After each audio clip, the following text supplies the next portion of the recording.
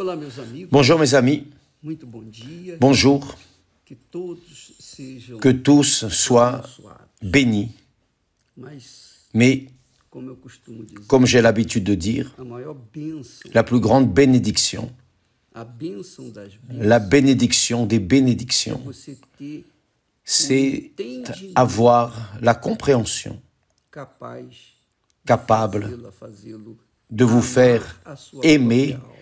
votre âme elle-même. Disse C'est ce que dit rei Salomão. le roi Salomon. O que adquire Celui qui acquiert du sens ama a sua aime alma. son Tá âme. claro Maintenant, bien sûr, il est évident que que você só adquire entendimento quando vous n'acquérez du sens que lorsque vous recevez le Saint-Esprit.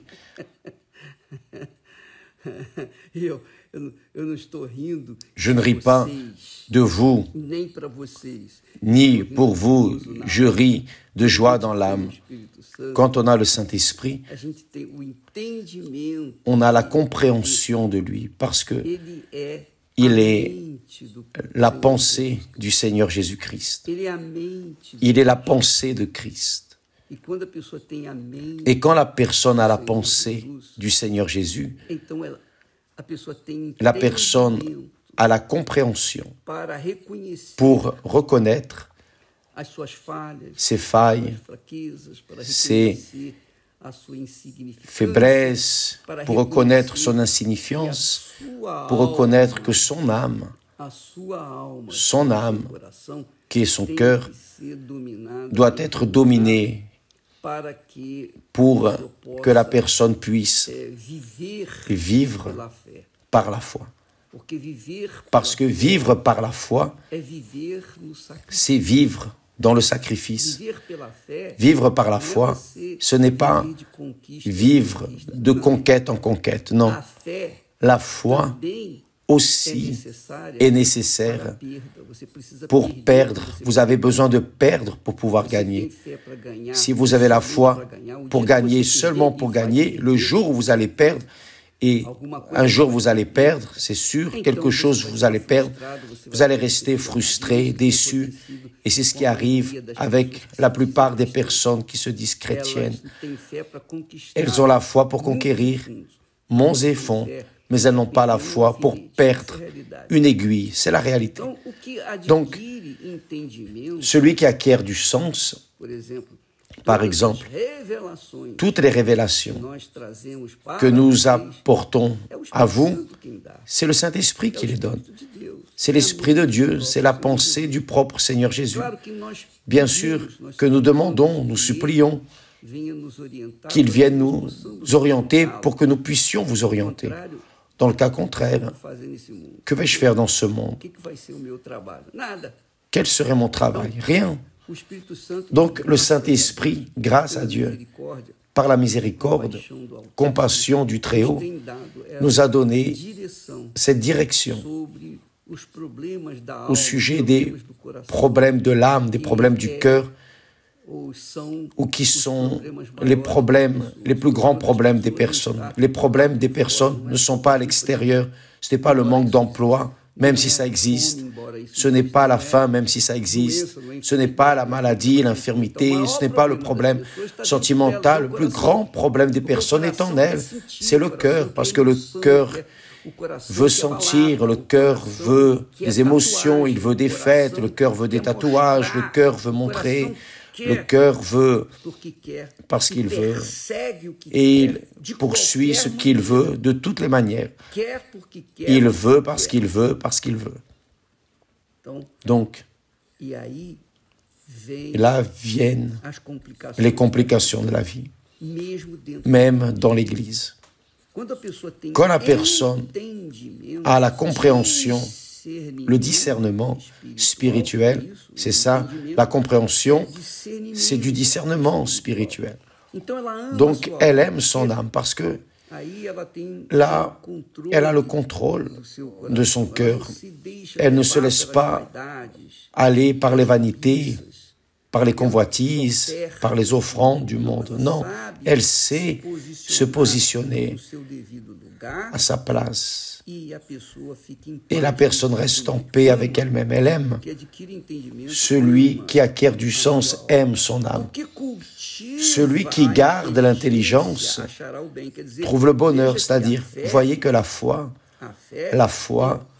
a tout à voir avec l'intelligence, l'intellect, avec l'esprit, tout comme l'amour. Nous avons dit hier, quand nous pensons à comment puis-je aimer une personne que je ne connais pas, qui est Dieu, en faisant sa volonté, en obéissant à sa parole. Donc, quand vous obéissez à la parole de Dieu, vous prouvez que vous aimez Dieu. C'est-à-dire, c'est l'intelligence, c'est du discernement.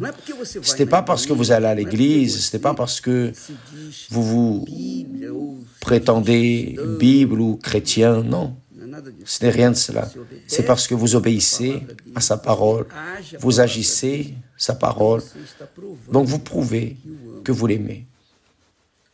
C'est la même chose qui est arrivée. Par exemple, quand Dieu a fait alliance avec Abraham, il a dit Brit Mila, qui veut dire alliance avec la parole. Et Abraham a compris. Il a compris cela, il a compris ce mot, il a compris que Dieu a fait la promesse. Oh, je vais faire ça avec toi. Et Abraham a compris qu'il devait sacrifier. Il devait faire la circoncision. Lui et tous les hommes, tous les enfants, tous les mâles qui étaient à son époque dans sa maison. Donc, mes amis, quand la personne a la compréhension, elle sait se positionner. Elle sait, il est bien vrai qu'elle doit veiller 24 heures sur 24, parce que si elle cesse de veiller, elle glisse. J'ai déjà beaucoup glissé, je le confesse, je ne dis pas ça avec plaisir, je dis avec tristesse, parce que réellement, ça blesse, ça nous blesse. Mais, grâce à Dieu, avec le temps, avec les années de foi, agissant la foi, on doit apprendre, c'est pas possible, on doit apprendre. Passant par beaucoup de déserts, on doit apprendre, on doit avoir une expérience, oui ou non? Donc, mais quand la personne cultive l'intelligence, par exemple, un désert, une difficulté. Par exemple, vous vivez dans un désert maintenant. Problème familial, problème de santé, problème de travail, problème de ceci, de cela, un tas de problèmes. Donc, mais vous gardez l'intelligence. Vous savez la chose suivante. Vous savez, ça c'est l'intelligence. C'est pas le cœur, non. C'est l'intelligence. Vous savez. Vous avez la certitude que Dieu est avec vous. Vous avez la certitude que vous avez été appelé par Dieu, n'est-ce pas?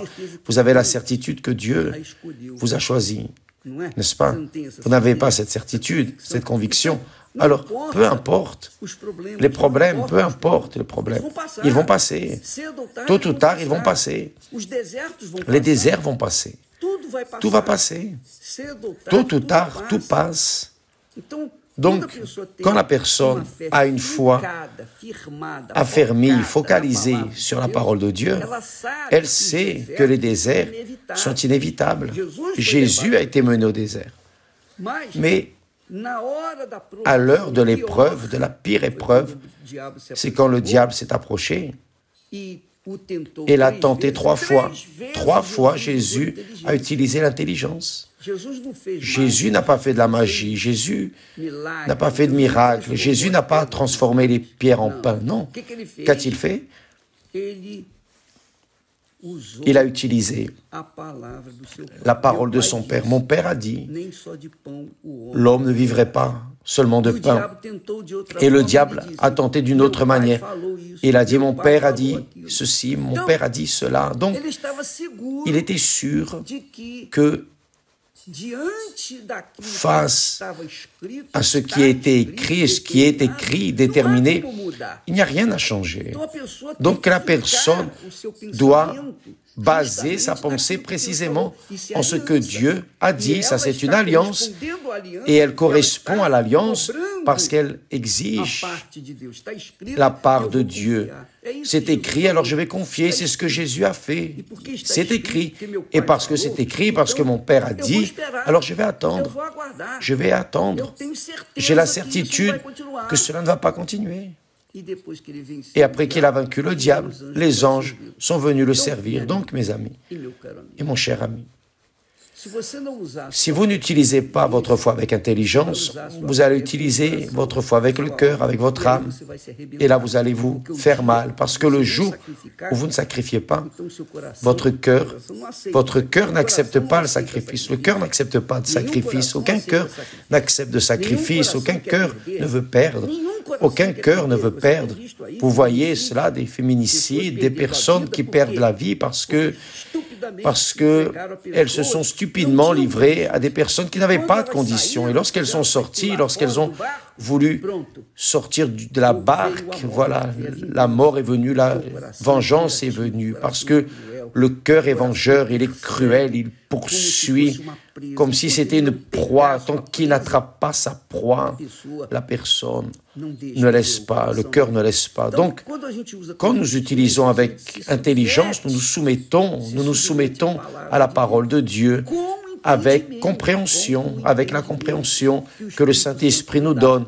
De là, la raison pour laquelle nous avons tous besoin de recevoir le Saint-Esprit. De là, la raison pour laquelle Paul dit « Celui qui n'a pas le Saint-Esprit n'appartient pas à Jésus, ne lui appartient pas, parce qu'il ne tient pas, il n'arrive pas à supporter les guerres que la personne a en elle, entre les conflits entre la tête et le cœur, entre l'esprit et le sentiment, ou l'âme. » Donc, il y a un conflit constant, et vous devez être en esprit, c'est-à-dire dans la foi, de manière permanente pour que vous puissiez demeurer dans la foi, pour que vous puissiez vaincre vous-même, vaincre votre cœur et vaincre les maudits problèmes que le cœur apporte. Alors, mes amis, la foi doit être utilisée avec l'intelligence, tout comme l'amour doit être utilisé avec l'intelligence, aussi bien l'un que l'autre. Et là, tout ce que vous faites dans la vie dépend de l'intelligence. Pour se former comme un professionnel compétent, vous devez étudier, utiliser votre esprit, n'est-ce pas? Vous n'utilisez pas le cœur pour vous former en médecine ou être un dentiste. Non, vous utilisez votre intellect, votre esprit. Et c'est la foi qui nous fait vivre de foi en foi, qui nous fait prendre possession, conquérir, jour après jour, mais sachant qu'il y aura des jours où on va perdre. Ah, j'ai perdu, ça n'a pas marché. Bon, mais il n'y a pas de problème, demain ça marchera.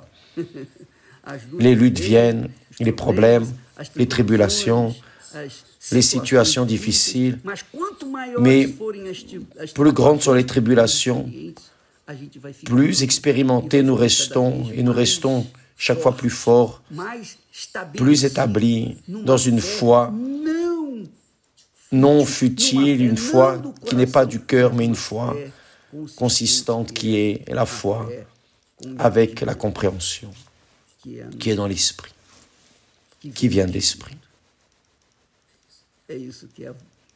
C'est ça qu'est l'esprit, la pensée du Seigneur Jésus. Vous savez que l'apôtre Paul enseigne aussi que le Dieu de ce siècle, a aveuglé l'intelligence, la compréhension, l'intelligence. Il a aveuglé l'intelligence. Laissez-moi voir ici. Je vais chercher exactement comme c'est écrit dans la Bible. 2 Corinthiens, chapitre 4, et aussi verset 4. Il dit, le Dieu de ce siècle, qui est le Dieu de ce siècle, le diable, a aveuglé l'intelligence des incrédules. Donc, vous dites à un incrédule que Jésus est le Seigneur.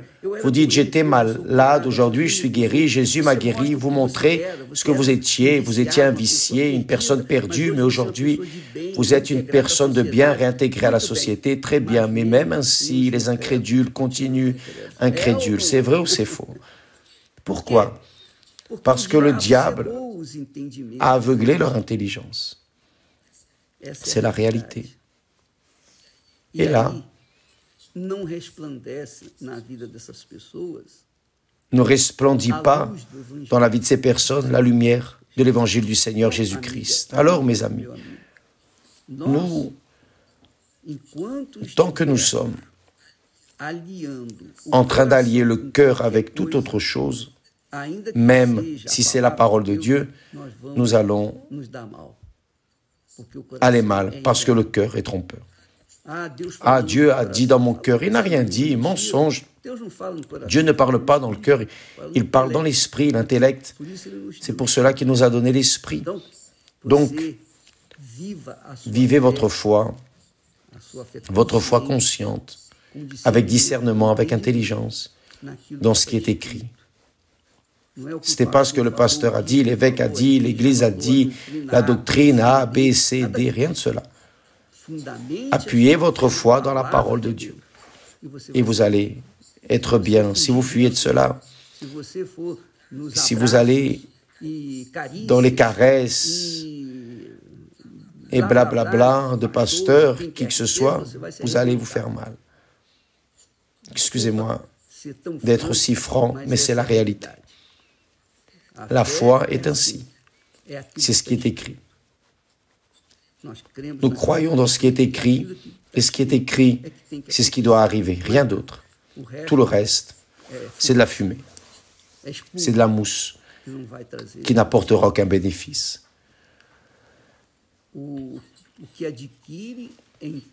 Celui qui acquiert du sens aime son âme. Celui qui acquiert du sens aime son âme. Proverbe 19, 8.